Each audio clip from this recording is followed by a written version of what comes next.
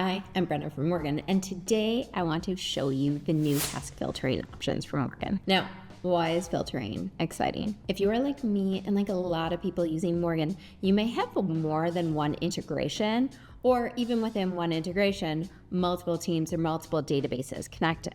Personally, I use Todoist with my family for my personal tasks. I use Notion for work, but then the dev team here at Morgen uses Linear, and so I often have tasks also coming from Linear. In the past, I used to have to jump between tabs to view the tasks that I have in each one, making planning a little arduous and a bit of a pain. The new filters have fixed it. I'll show you how. So as you can see, I have a lot of task integrations here, but there is a method to my madness. Now, when I want to take a look at what's most pressing, so I know what to schedule for the upcoming week, I go up here to the filter button, and it shows me a list of all my integrations. Now, as I said, I use Notion for work, so I'm going to start there, and I'm going to say that I want to add all my high priority tasks to this filter.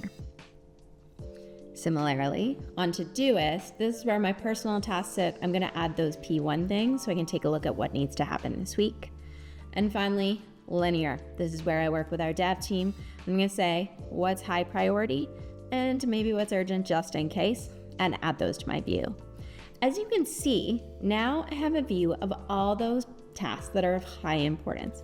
This is massively helpful. So as I plan my week, I can start to look at, okay, what do I want to focus on and see what fits. I may also decide some things maybe aren't going to fit within this week, but at least I'm honing in on the most important tasks rather than everything. So if you have multiple task integrations with Morgen, I recommend you check this out. It is truly a game changer when it comes to scheduling.